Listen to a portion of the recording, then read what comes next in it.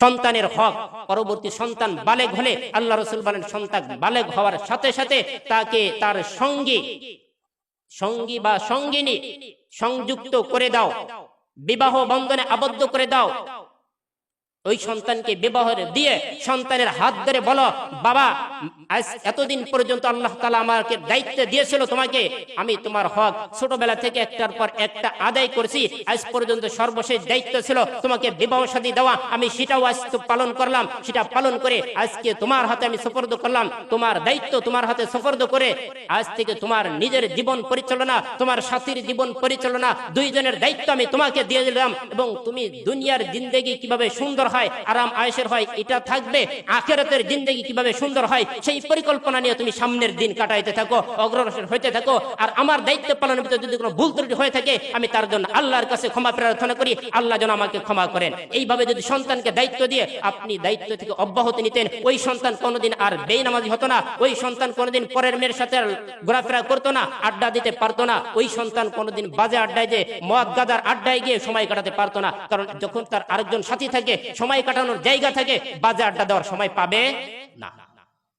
কয়জন পিতামাতা আমরা এই দায়িত্ব পালন করছি?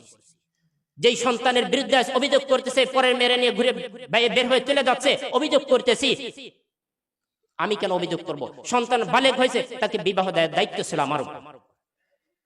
আজ যদি যেই সমাজ, যেই রাষ্ট্র, যেই সমাজ আমাদেরকে স্লোগান দেয় বাল্য বিবাহ বন্ধ করো, ওইটা মুসলমান না, ওটা মানুষ না, ওটা একেবারে মানুষ রূপী একটা জানোয়ার।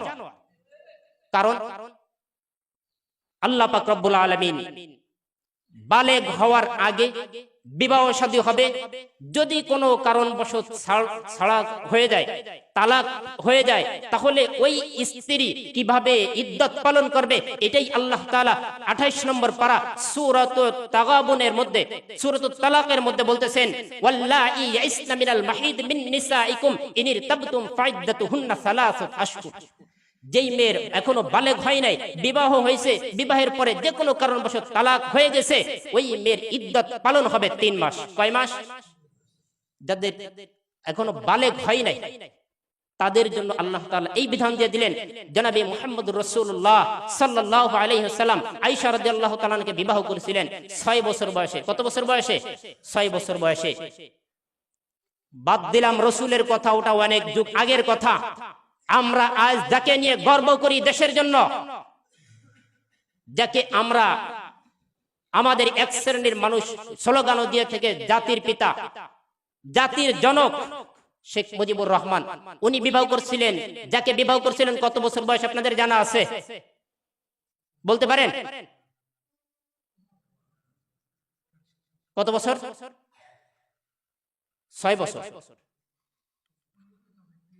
তাহলে আপনি যদি এই বাল্য বিবাহ বন্ধের জন্য স্লোগান তোলেন, বুঝতে হবে আপনি আল্লাহর দুশমন, আল্লাহর রাসূলের দুশমন, আমাদের বাংলাদেশের জাতির পিতা বঙ্গবন্ধুর দুশমন। তাহলে আল্লাহর বিরুদ্ধে কথা বলে, আল্লাহর বিধানের বিরুদ্ধে কথা বলে মানুষ হয়ে দুনিয়াতে বাঁচার অধিকার নেই। আল্লাহর রাসূলের বিরুদ্ধে কথা বলে মুসলমান পরিচয় দিয়ে দুনিয়াতে বাঁচার অধিকার নেই। আর বাংলাদেশে শেখ মুজিবের বিরুদ্ধে কথা বলে বাংলাদেশে থাকার অধিকার নেই। তাকে বাংলাদেশ থেকে নয়, একেবারে দুনিয়া থেকে চিরবিদায় দিয়ে দিতে হবে। বাল্য বিবাহ বন্ধ করো, বন্ধ করো স্লোগান, এই স্লোগান কোন মুসলমানের না, এটা ইহুদি খ্রিস্টানদের, বিধর্মীদের। এই স্লোগান বাহিরের রাষ্ট্রে নেই, শুধুমাত্র মুসলমানদের রাষ্ট্রে।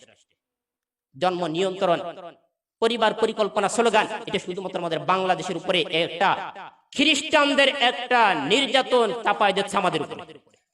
কোন খ্রিস্টান ধর্মে এটাও নাই, অনুসরণ নেই। তাদের বাহিরে খোঁজ নেন, তাদের যে কোনো সময় বিবাহ হচ্ছে। আল্লাহ তাআলা এটা মানব জাতির সিলসিলা, মানব জন্মের একটা সিলসিলা আল্লাহ তাআলা এই পদ্ধতির সিলসিলা রাখছেন। এটা অবশ্যই করতে হবে সময় মতো। যদি সময় মতো এটা আমরা না করি, তাহলে এই ছেলে হবে লম্পট, লুচ্চা, বদমাইশ, মেয়ে হবে বেবিচারিণী, জিনাকারিণী, মেয়েতে হোটেলে বিভিন্ন স্থানে সময় কাটাবে। আপনার সন্তানকে বালেগ হওয়ার সাথে সাথেই বিবাহ দিয়ে দিতে হবে। মেয়েকে কখনো 15 বছরের উপরে নেওয়ার অধিকার কোনো পিতামাতার নেই। যদি কেউ নেন তাহলে অবশ্যই অবশ্যই গুনাহগার হবে। ছেলেদেরকে বলবেন নিজে কামাই করা শিখো। আরে কামাই করে খাওয়ানোর দায়িত্ব আপনার না, ছেলের না। আল্লাহ তাআলা রিজিকের ব্যবস্থা করেছেন। আল্লাহ তাআলা বলছেন তোমরা গরিব হওয়ার কারণে বিবাহ করতে ভয় পাচ্ছ, আরে তোমার যদি শারীরিক শক্তি থাকে তাহলে তুমি বিবাহ করো, দারিদ্র আছে আল্লাহ তাআলা তোমাকে ধনাঢ্যবান বানিয়ে দিবেন। কোরআনের কথা। আল্লাহ পাক রব্বুল আলামিন আমাদেরকে সঠিক, সকলকে সঠিক বুঝার জন্য, আমল করার জন্য তৌফিক দান করেন। সকলে বলেন আমিন। ওয়া আখিরু দাওয়ানা আনিল হামদুলিল্লাহি রাব্বিল আলামিন ওয়া মা আলাইনা ইল্লাল বালাগ।